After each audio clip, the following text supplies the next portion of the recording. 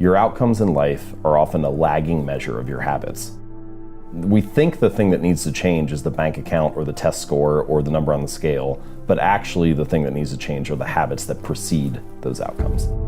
Rather than making the goal the default, the thing that you focus on almost exclusively, let's make the system the default, and then only check in on the goal occasionally to see if we're moving in the right direction. Achieving a goal only changes your life for the moment. It's actually not the thing that you're looking for. We think the results are the thing that needs to change, but it's actually the process behind the results. Like, if you have a messy room, let's say your bedroom is a mess, and you set a goal to clean that room, you can get motivated and do it for 2 or 3 hours, and then you turn around and you have a clean room for now. If you don't change the messy habits that led to a dirty room in the first place, then you turn around 2 weeks later and you have a messy room again. And so actually you don't need a clean room, you need better cleaning habits, and then your room will always be clean. You don't need to lose weight, you need better eating habits, and then your weight will always be around where you want it to be. You don't need more money, you just need better financial habits, and then you'll always have enough money to manage the thing that comes up. And I think that's one of the reasons why small habits matter so much. They don't necessarily transform your life overnight, right away. Like, doing one push-up does not transform your body, but it does cast a vote for being the type of person who doesn't miss workouts. Or meditating for 1 minute might not give you an immediate sense of calm in your life, but it does cast a vote for being a meditator. The real goal is not to run a marathon, the goal is to become a runner. The goal is not to write a book, the goal is to become a writer. Because once you've adopted that identity, you're really not even pursuing behavior change anymore. You're just kind of acting in alignment with the type of person you already see yourself to be. It's kind of like true behavior change is really identity change. Because once you've changed that internal story, it's way easier to show up each day. You're not even really motivating yourself that much to do it. You're just like, this is who I am now. The technical definition of a habit is a behavior that has been repeated enough times to be more or less automatic. So things that you can do pretty much without thinking about them. Unplugging your toaster after each use, or tying your shoes, or brushing your teeth. Things that you pretty much just go on autopilot when you do them. Now, we often use the word habit to mean different things than that, and we can get into this more. Like, you might say things like, I want to get in the habit of working out, or I want to get in the habit of writing every day. And I know what you mean when you say that, right? You mean I want to make it a regular practice. I want to make it this daily ritual that I follow. But you're never going to go like on autopilot and forget what you write for an hour, right? Like it's a more effortful, conscious thing. And so we can talk about some of that distinction, particularly with making habits easy. What you really want to do is make the beginning easy and automatic, and then the rest of the routine can follow naturally, even if you're consciously thinking about it. So that's what a habit is. It's this automatic response. Now, why does the brain build them? What role does it play? Well, as you go through life, you need energy to survive. And this is true not just for humans, but for all organisms need some kind of energy to survive. And getting energy requires energy. You need to eat food to be able to walk around and find the next meal. And using energy is expensive because the more energy you use, the less you have available for the other things that life throws at you. And so your brain is looking for ways to conserve energy whenever possible. And habits are a great method for doing that. And it makes that whole process of finding energy, solving the problems of life, and getting through things easier. It requires less energy and attention and effort than it did before. I started to realize, similar to what I hinted at a moment or two ago, that both luck and habits play a role in life, but that you have control over your habits. And the funny thing is, we're building them all the time, but a lot of people don't feel like they have control over their habits. They feel like their habits are taking control of them, that they're like a victim of these bad routines. And once you start to dive in a little bit and like uncover the layers and realize what a habit is and how it works, then you start to develop a little more control over it. And I think if we're going to be building habits anyway, then it makes more sense to be able to understand how they work and how to structure them so that you can be the architect of your habits rather than the victim of them. It's not that luck and randomness and uncertainty don't play a role in life. They do. You know, luck is a part of all of our lives to a certain degree, both good fortune and bad. But by definition, you don't have control over luck. And your habits also matter. And I think that the reason they're so worthwhile to focus on and understand is that they are the portion of your life that you can influence that also determines your outcomes. It's not just luck, it's not just habits, but one of those you have control over. And so it makes sense. The only reasonable strategy is to focus on what you can control. If you spend all of your time focusing on things you can't control, then you're just going to end up frustrated. Talent and genes, they play a role. And it's important, people have natural predispositions to things that make them better. But what you find is that nearly always when someone is a great performer in a particular domain, they are both well suited, so naturally talented or have some kind of predisposition to that area, and well trained. And so even if you are talented, you can't succeed without having great habits to execute and to fully realize the potential that you have. A lot of the time people talk about, I want to have more money, or I want to lose weight, or I want some kind of result. But the truth is, your bank account is a lagging measure of your financial habits. Your weight is a lagging measure of your eating habits. Your knowledge is a lagging measure of your learning and reading habits. And so it's actually, we think the thing that needs to change is the bank account or the test score or the number on the scale, but actually the thing that needs to change are the habits that precede those outcomes. How do we come to believe things about ourselves? Because when you come into the world as a baby, you don't have any preset beliefs or notions. That's not to say that, again, your genes don't matter. They certainly matter in some sense, like your height might be more or less baked into your DNA. But we all realize that if you grew up in a different culture or a different religion or a different community or household, you could adopt completely different beliefs if that was what you were raised in. And so I was like, well, how does that happen, right? How does this internal story that we tell ourselves, our identity, become shaped and formed? And I realized that it's mostly through the repetition of that story. And so what you come to realize is that your habits reinforce a particular identity. And sometimes this can be positive and sometimes it can be negative. The story could be things like, I'm bad at math, or I'm terrible at remembering people's names, or I'm not good at remembering directions places. Yeah. And all of those that's just an internal story that you tell yourself, but each time you have an experience that reinforces that, the story gets solidified. And so I think the method, the takeaway here is that every action you take is kind of like a vote for the type of person you want to become. And if you can master the right actions, if you can master the right habits, then you can start to cast votes for this new identity, this desired person that you want to be. I should say goals do serve a purpose, right? It's not that they're useless. They are good for setting a sense of direction and clarity, so figuring out where do I direct my attention, and they're good for filtering. And what I mean by that is it's very easy as you go throughout life for people to come to you with a different opportunity, or you find out about a new area that you're interested in, and you start to say yes to things because, oh, this is new and exciting. But if you have a goal, it's much easier to say no to the things that intrude. A goal is focused on the outcome. A system is focused on the process. So it's the series of habits or steps that you take to get to that ultimate goal. There's sort of this like yo-yo effect, right. Like someone trains for a half marathon and then they run the race, and that race motivated them to train for the last 3 or 4 months. And then the race ends and they stop, they take a week off, then a week turns into 2 weeks, then 2 months and so on. And then they turn around like 4 months later and like, man, I haven't ran in months. Like I need to sign up for a new race or something.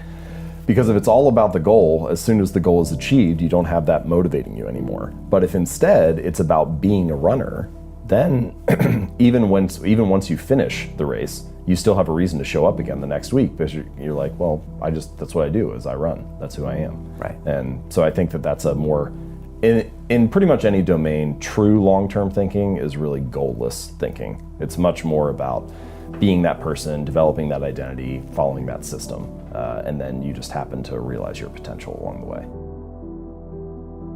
It feels insignificant on any day, but then you turn around 10 years later and it's actually, you're surprised by where you end up. And that's a hallmark of any compounding process, that the greatest returns are delayed. And so habits are like that too. They don't feel like much on any given day, but they really add up over the months and years. The cost of your good habits is in the present, and the cost of your bad habits is in the future. And the fact that we prioritize the present over the future ends up making a lot of habit change difficult for that reason.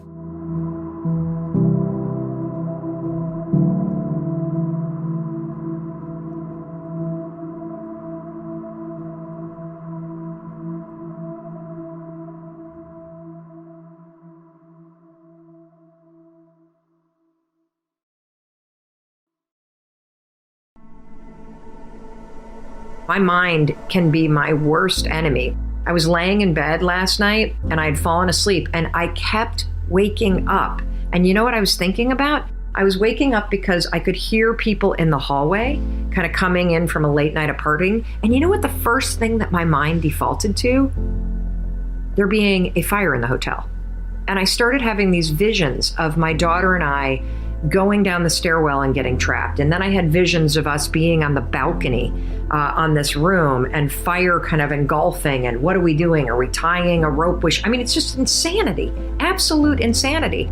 And I used the techniques that I teach you. I went 5, 4, 3, 2, 1. I am not thinking about this. And the thought disappeared because I constantly reset my mindset. And, you know, one of the reasons why I'm telling you this is if you are tired of feeling negative, if you feel often that your own thoughts are the things that trip you up in life, that you wish that your mind were more positive, I'm telling you that I'm the same way.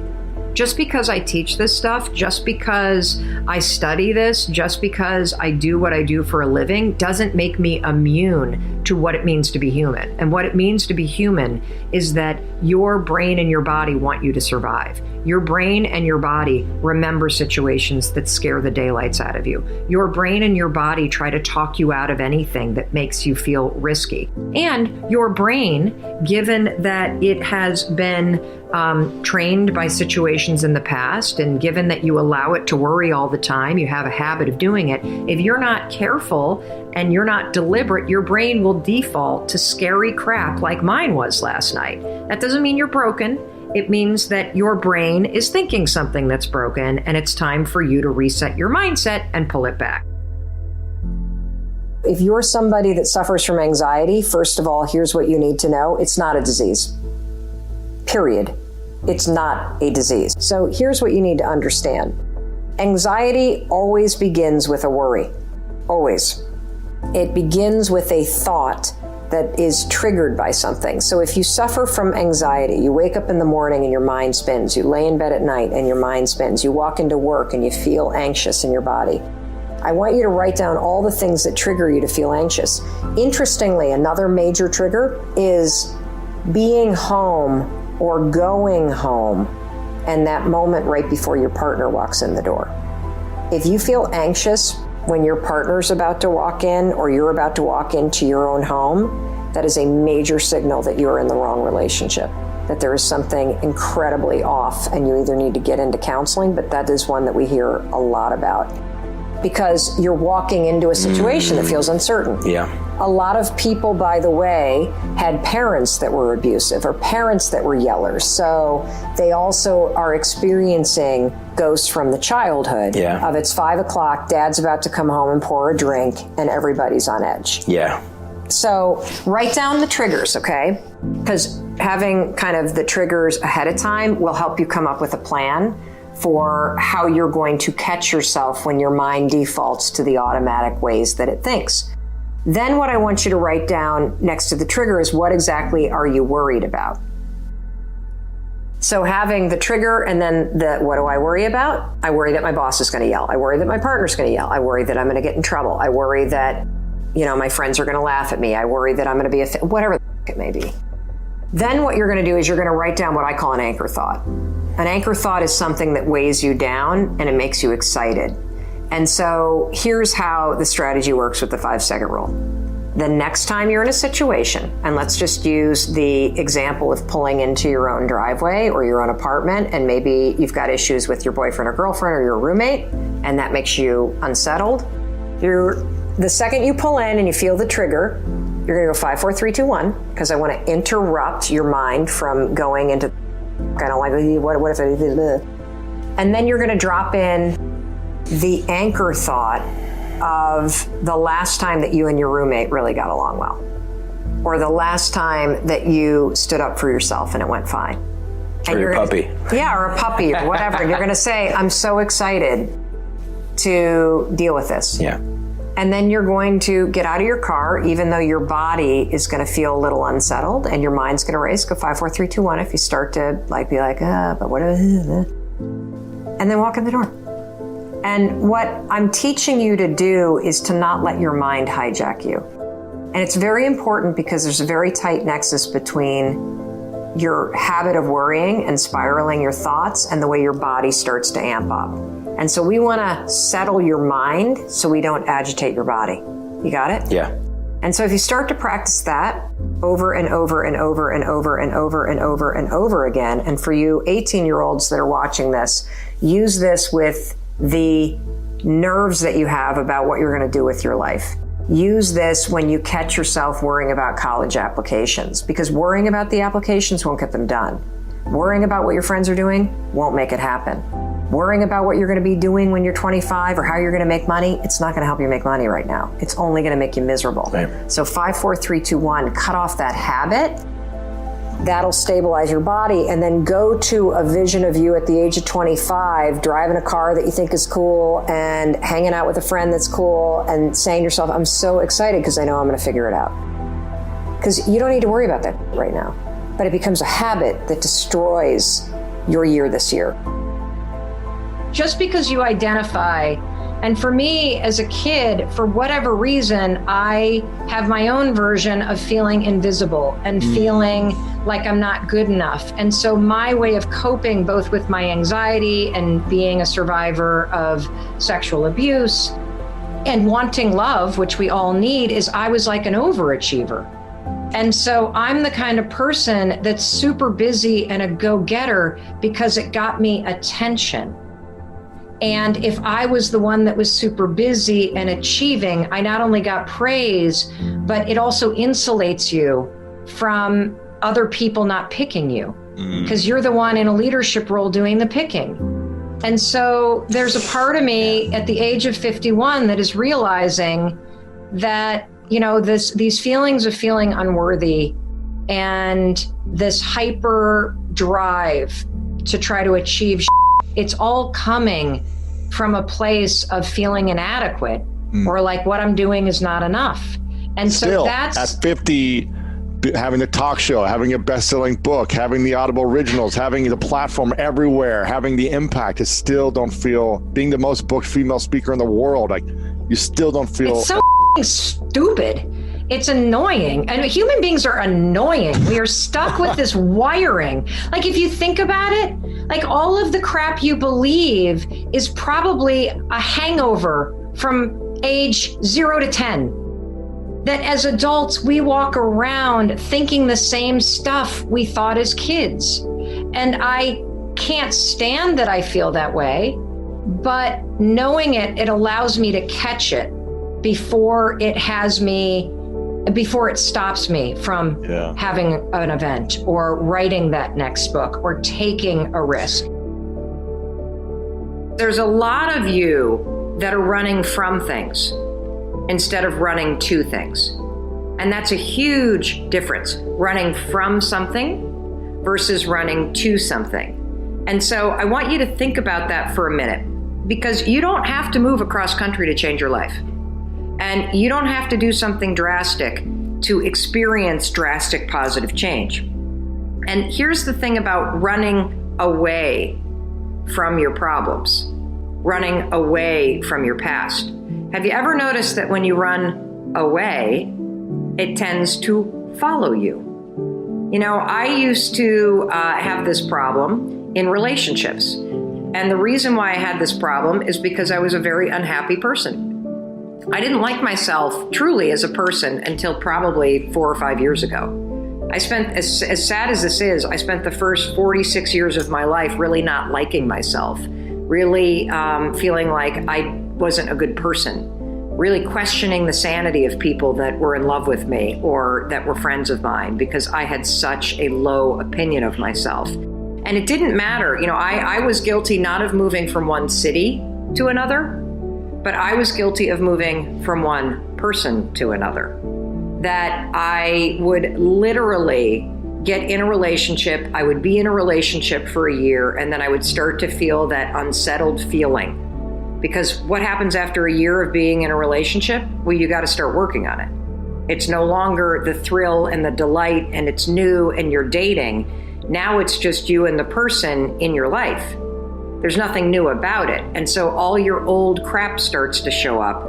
And that's when you got to start to do the work. And so it was about the year or the year and a half mark in almost every single relationship that I would start getting that itchy feeling. And the reason why I was getting that itchy feeling is because my past was now there. This new relationship was no longer new. And so I was no longer distracted by it. And I was going to have to deal with myself in order to be happy. And so what did I do for years? Not even just years, decades, everybody. I'm not proud to admit this, but I would literally jump out of one relationship and into another new one because another new one would distract me from the fact that I was an unhappy person. True story. And I think a lot of you who are unhappy with yourselves are looking to move jobs or looking to move the city that you live in, or you're looking to change your relationship. And the problem isn't where you live. The problem isn't your job. The problem isn't the person that you're with. The problem is how you feel about yourself.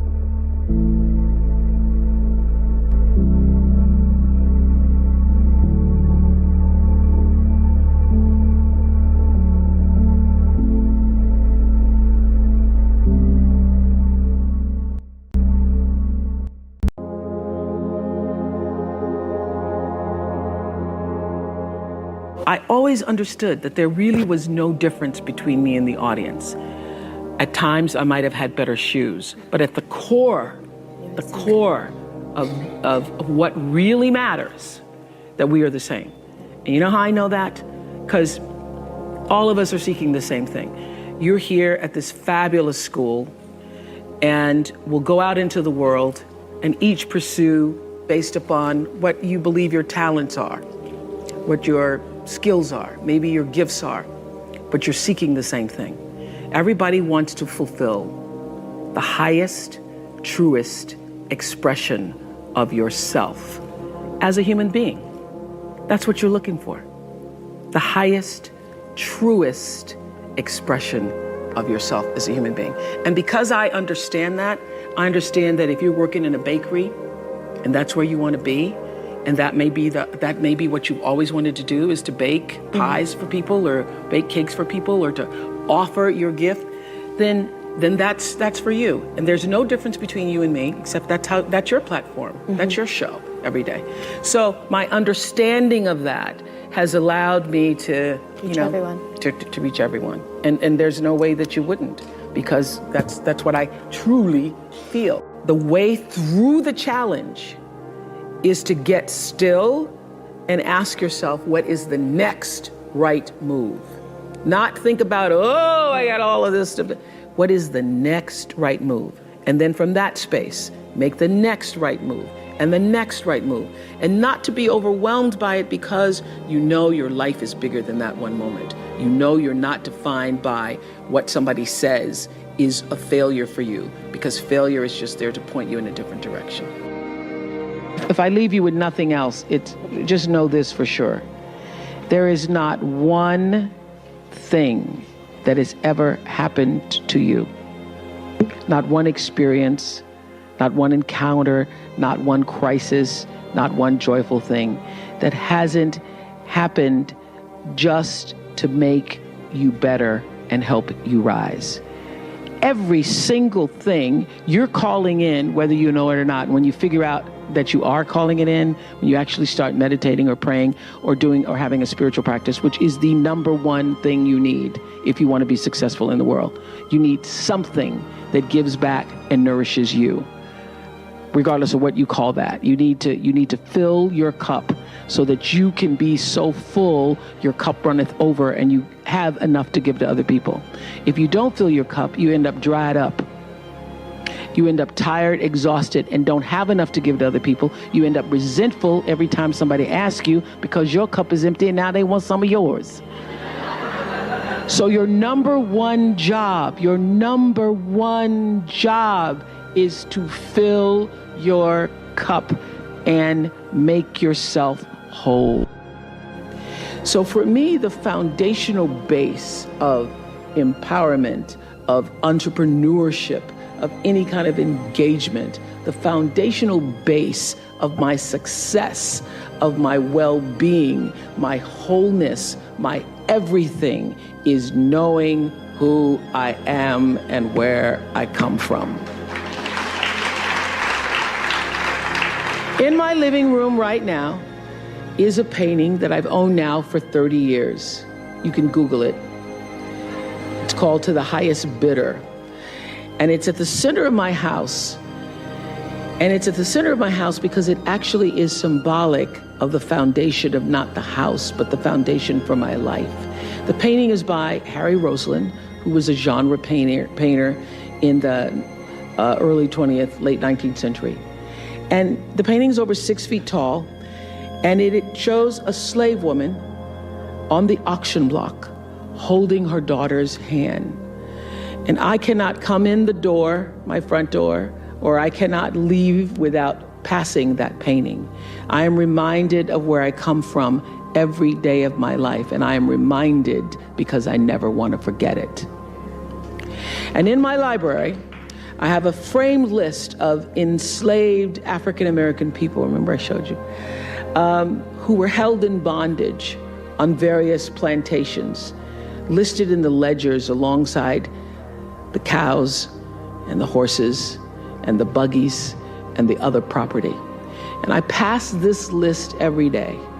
And often I stop in front of it and just speak their names out loud and their ages.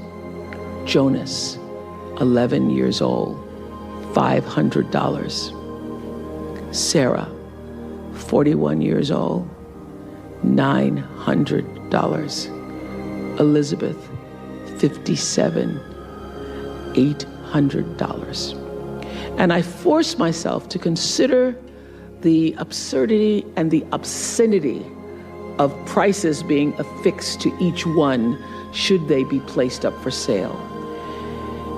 And I sometimes just pause before them with a prayer, particularly before I have to make a big decision about one of my companies or whether I move forward or whether I stay still. It reminds me, speaking those names out loud, not only of where I've come from, but how far I have to go because of them. And it reminds me that I am never alone. It reminds me of what I've come through to get through. I say to my girls all of the time that your real work is to figure out where your power base is and to work on the alignment of your personality, your gifts that you have to give with the real reason why you're here. That's the number one thing you have to do, is to work on yourself and to fill yourself up and keep your cup full. Keep yourself full. Now, I used to be afraid of that. I used to be afraid, particularly from people who say, oh, she's so full of herself. She's so full of herself. And now I embrace it. I consider it a compliment that I am full of myself. Because only when you're full, I'm overflowing, my cup runneth over. I have so much to offer and so much to give. And I am not afraid of honoring myself. You know, it's miraculous when you think about it. Everybody has a different talent. And the reason we're all so messed up is because you're looking at everybody else's talent and wishing you had some of their talent. All the energy that you spend thinking about, wishing about, being jealous of, envious of anybody else is energy that you're not only putting out is going to come back to you negatively, but you're taking that away from you. All your energy should be forced on, what do I have to offer?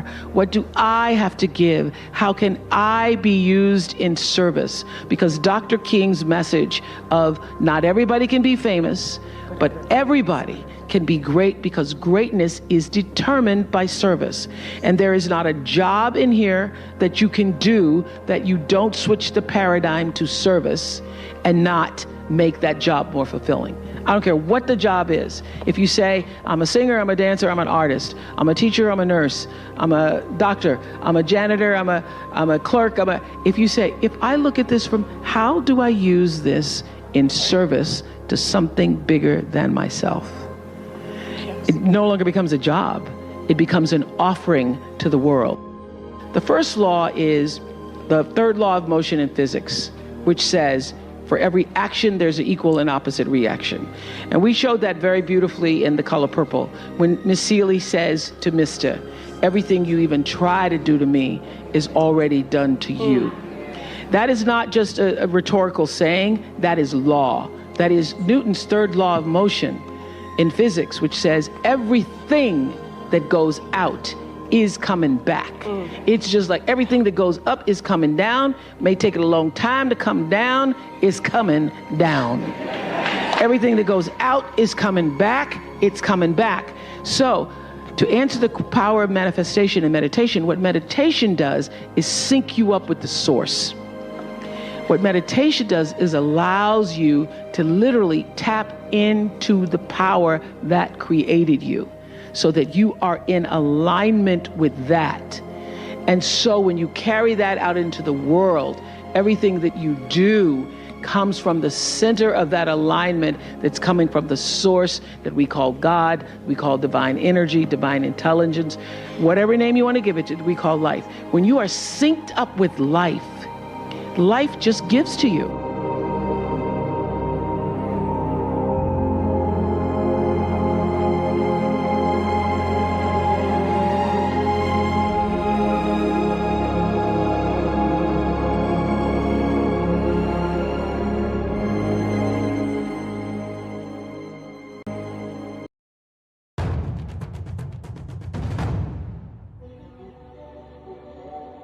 By far the best investment you can make is in yourself. I mean, for example, communication skills. I tell the students that come that they're going to graduate schools and business, and they're learning all these complicated formulas and all that. If they just learn to communicate better, and both in writing and in person, they increase their value at least 50%.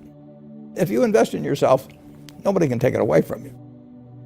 If I gave you a car, and it'd be the only car you get in the rest of your life, you'd take care of it like you can't believe. Any scratch, you'd fix that moment. You'd read the owner's manual. You'd keep a garage and do all these things. And you get exactly one mind and one body in this world.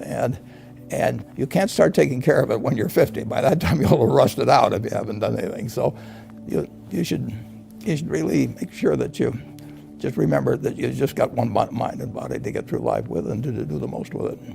What about life advice? Well, life advice is, the most important thing is really who you associate with. You want to associate with people that are better than you are. I mean, basically, you'll go in the direction of the people that you associate with, and you want to have the right heroes.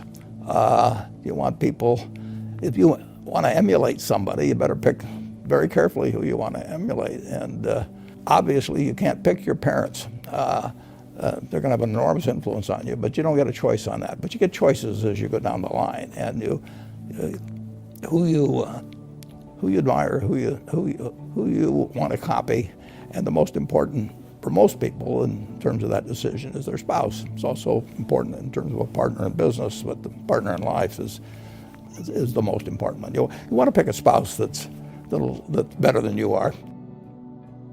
Biggest mistakes people make when investing?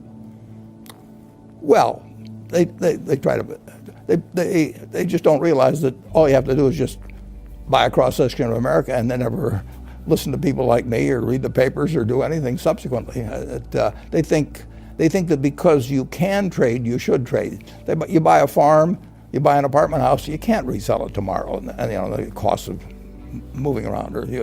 Now you get something handed to you, liquidity, which is instant. You can sell, and the cost of doing it are pennies, compared to other kinds of investment activity. So because they can so easily move around, they do move around, and moving around is not smarter than investing. You have a pretty cool morning routine regarding what you have for breakfast and how prosperous you feel.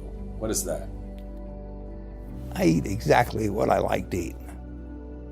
If somebody offered me a deal when I was 20 and said, you're going to live 1 year longer, instead of living to 88, you'll live to 89 or whatever it may be, if you eat nothing but broccoli and Brussels sprouts and onions and all these things, I just said, I'll take the last year off. It probably won't be that good anyway.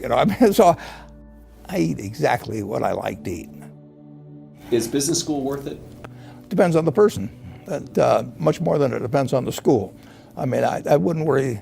Some people are going to get a lot out of advanced education, and some people are going to get very little. And I don't even think it's important that every person go to college at all. I mean, we have all kinds of jobs at 70 or so thousand a year, 80,000 a year, that college training is not of use. And I actually was not keen on going to college myself. Yeah, my dad kind of jollied me into it. He could get me to do anything, but I knew I could have a good time, and I liked investing, and I didn't really feel I could read the books.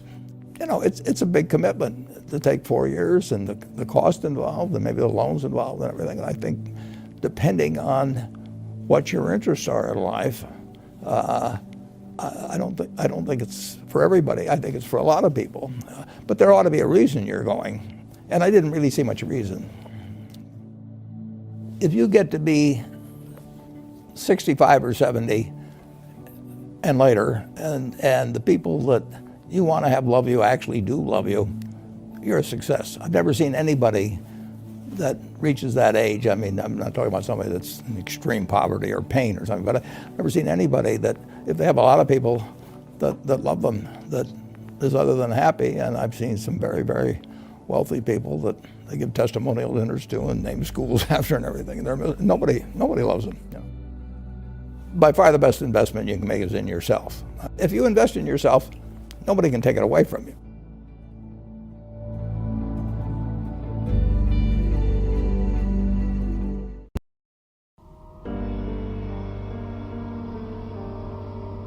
Nothing is permanent. Maybe at this phase, this age I'm at, I'm 50 years old as I'm recording this video for you, and I wish someone would have grabbed my shoulders and shaken me when I was in my 20s and 30s to let me know that all emotions, even really high, amazing ones, and really crappy ones when you're at the lowest of your low, aren't permanent. You have to look at it like, you know, they call it a hockey puck in business. Like, hockey puck is like doing all the effort, energy, investment, and you're going down, right? A hockey puck is down and then up, right? It's like all the energy to start a business, the funds, the setting it up, the mistakes, that's going down. Then all of a sudden you get momentum, and boom, you get the skyrocket of the longer part of the hockey stick going up.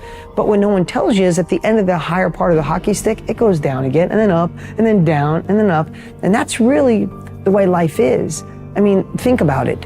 You don't know short unless you know tall. You don't know hot unless you know cold. You don't know happy unless you know sad. You don't know ecstatic, like over the moon excited, unless you probably know a little bit of depression. So I think it's designed by God, by the universe, that you don't get to have the success, the happiness, unless you go through the crap. So whatever you're going through right now, know that it won't last, especially if you take action to make sure it doesn't, especially if you write down what your compelling future is. What if you wrote down what you're no longer to accept again in the situation you're in, whether it's the job, the boyfriend, the friends, like set boundaries. So it's the learning lesson. So the curve comes down and you learn, but it'll come back again. And I think here's the other side. Happiness, the ecstatic, perfect, family around, kids great, that doesn't last either. Now, I don't mean that I'm not trying to be depressing. What I want to say is be grateful and cherish the moments. Overlook the stupid stuff in life. Don't worry about the things that when you're 90, if you looked back, you'd say, why the hell did I waste a moment worrying about that? Like, if you're in a moment, if you're in a space, if you're in a place right now, maybe things are going great with your boyfriend or girlfriend, great with your job, great with your income, great with your career, great with your health. You know what? Know that it probably won't last forever. So take it in, be grateful, pray to God, appreciate what you have, go to bed, say your prayers, or practice gratitude. Because we live in this hockey stick environment, and that's okay. You'd much rather live in that hockey stick environment so you understand the opposite of happiness, the back and forth, cold, hot, short, tall, happy, sad, right? Complexity, craziness, happiness, abundance. You'd rather live there. How you think and how you feel creates your state of being. So the person's entire state of being when they start their day is in the past. So what does that mean? The familiar past will sooner or later be predictable future. So, if you believe that your thoughts have something to do with your destiny, and you can't think greater than how you feel, or feelings have become the means of thinking, by very definition of emotions, you're thinking in the past. And for the most part, you're going to keep creating the same life.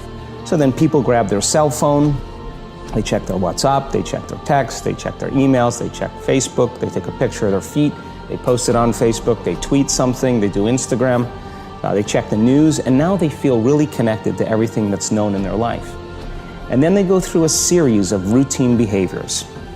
They get out of bed on the same side, they go to the toilet, they get a cup of coffee, they take a shower, they get dressed, they drive to work the same way, they do the same things, they see the same people, they push the same emotional buttons, and that becomes the routine, and it becomes like a program. So now they've lost their free will to a program, and there's no unseen hand doing it to them. So when it comes time to change, the redundancy of that cycle becomes a subconscious program. So now 95% of who we are by the time we're 35 years old is a memorized set of behaviors, emotional reactions, unconscious habits, hardwired attitudes, beliefs, and perceptions that function like a computer program. So then a person can say with their 5% of their conscious mind, I want to be healthy, I want to be happy, I want to be free. But the body's on a whole different program. So then how do you begin to make those changes? Well, you have to get beyond the analytical mind, because what separates the conscious mind from the subconscious mind is the analytical mind. And that's where meditation comes in, because you can teach people through practice how to change their brainwaves, slow them down. And when they do that properly, they do enter the operating system where they can begin to make some really important changes. So most people then wait for crisis or trauma or disease or diagnosis. They wait for loss, some tragedy to make up their mind to change. And my message is, why wait? And you can learn and change in a state of pain and suffering, or you can learn and change in a state of joy and inspiration. And I think right now, the cool thing is that people are waking up. When life was in the other forms of life that you see on the planet, nature determined a certain compulsive, instinctive ways of functioning. Once you become human, these lines have been removed. You can act consciously. That means what you call as human potential is not of any kind of measurable limit. It can go as far as you desire, or as far as you have the courage to walk. So when we say human potential, unleashing human potential, it is not about reaching the peak, it is a trajectory. Because what our life is a combination of a certain amount of time and energy. Time is rolling away for all of us at the same pace. If you sit, it rolls away, if you sleep, it rolls away, if you do something, it goes away, if you don't do anything, it goes away. You're happy or miserable, it goes away. Time is running out for all of us. So it's only the energy that you can do different things with. If you bring your energies to a certain level of intensity and possibility, what somebody does in 10 years, you may do it in 1 year. This means if you live here for 100 years, it feels like in people's impact that you have created, it feels like you lived here for 1,000 years, simply because you have managed your life energies in a certain way. So for me, a human being impactful means, how conscious have you become? This is very important. Because if you're in compulsive cycles, then your energy gets wasted in so many things. If you observe people in a day, let's take 24 hours, in that anyway most people by prescription in America they sleep for 8 hours So 8 hours means 1/3 of life is gone. In the remaining 2/3 they have to eat, they have to, shower, bathroom, this, that, all this, another 2-3 hours gone. So literally 50% of life is gone, daily basis, just for basic maintenance of this life. 50% of the time is gone in maintenance, remaining 50%, what they have. If you look at every single move that they may make with their body, their thought process, their emotions, you will see a whole lot of it is happening in compulsive cycles. Or in other words, if you are little sensitive to life, you will realize you are the biggest issue in your life. So this is one thing that I'm trying to do with people, that you are never the issue in your life. I'm not the issue. My thought, my emotion, my body is never the issue. My thought, my emotion, my energy and my body are my instruments of function. They are not impediments in my life. But I would say for 90% of the human beings, their own body, then the compulsions of the body, the compulsions of their thought, the compulsions of their emotions are ruling them most of the time. So when you yourself are a problem, well, you're on self-help. If your business fails, it doesn't matter. Did you grow? If your business succeeds, it doesn't matter. Did you grow? And I found that really liberating because I was feeling like a failure for failing consistently. But when Rao changed my mental model, and he uses the word mental model, I started seeing failure as simply a means to growth. So when you see failure as a means to growth, you become immune to failure. And that is the real beauty here. So, Rao's rule is also best illustrated in this really cool quote I saw a friend share on Instagram, and it says this: grow so fast your old friends have to get to know you all over again. So I want to introduce you to a term, right? I call it ROSE, rate of self-evolution. Your rate of self-evolution. Your rate of self-evolution, or your ROSE, must be the ultimate thing in your life. In other words, your life needs to be about personal growth. Many of us forget that. We make our life about our children. That's wrong. If you look at the concept of conscious parenting, which Shefali Sabari teaches, your children are nothing more than the vehicle for your greatest evolution. Shefali, who has been on Oprah 7 times, says, you are not there to teach your children are souls to teach you. Likewise, your work and your business is not there for the title or the money. No, those are bullshit constructs from the culturescape. You will get that if you make your business about making you grow. So personal growth becomes everything.